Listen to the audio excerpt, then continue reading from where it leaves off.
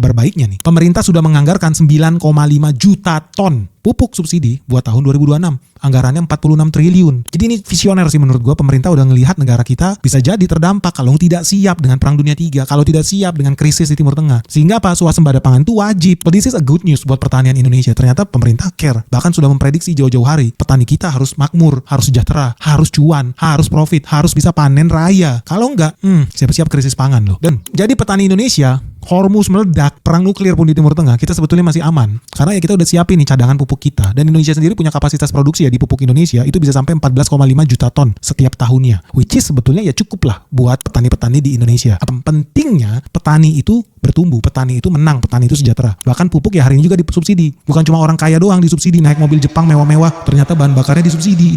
Jijik banget gue liat. Tapi yang paling penting ini, subsidi boleh nggak? Boleh, buat yang produktif. Gue suka, dibanding ribuan triliun kita impor bensin, memperkaya Raja Arab, memperkaya Kaisar Jepang, goblok. Mendingan subsidi kita buat yang produktif. Seperti petani, gue setuju. Petani disubsidi, pupuk dibikin murah. 20% harga pupuk disubsidi oleh negara. Kalau perlu ditambah, pakai duitnya dari mana Pak? Subsidi BBM, enak aja lu. Subsidi BBM banyak salah sasaran yang menikmati siapa? Pejabat-pejabat, orang kaya, oligarki. Kesel banget gue. Oligarki duit banyak banget tapi truknya isinya apa? Solar subsidi semua. Aduh, kesel gue asli. Bodoh banget. Lu bayangin Indonesia punya rupiah. Rupiah dipakai buat apa? Digadaikan rupiah untuk membeli US dollar. Terus US dollarnya dipakai buat apa? Impor minyak dari Arab, impor minyak dari Singapura, impor minyak dari Malaysia. Begitu minyaknya sampai ke Indonesia, apa yang dilakukan? Dibakar dong, kan goblok. Ribuan triliun duit kita udah habis sampai detik ini buat memperkaya mereka. Buat apa? Lebih baik duit kita, ribuan triliun subsidi itu dipakai buat hal yang produktif.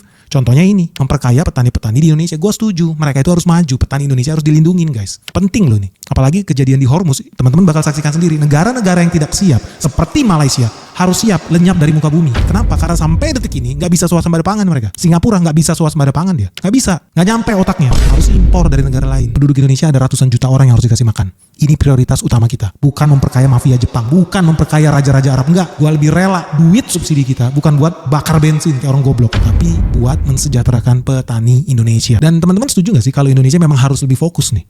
Harus lebih fokus lagi dan mau ya mendukung ketahanan pangan Indonesia. Bukan ketahanan pangan Vietnam, ketahanan pangan Thailand, ketahanan energi Arab Saudi. Buat apa memperkaya mereka? Setuju gak lu sama Benix?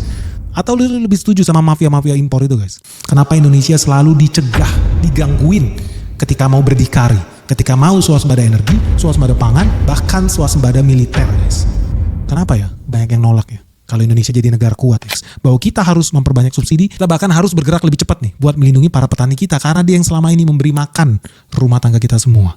Percuma lu punya duit kalau nggak ada yang nanam beras, bener nggak sih? Jangan lupa ya, share video ini sebanyak-banyaknya biar manusia-manusia di bumi ini nggak gampang diprovokasi oleh media-media anjing peliharaan asing ini, guys.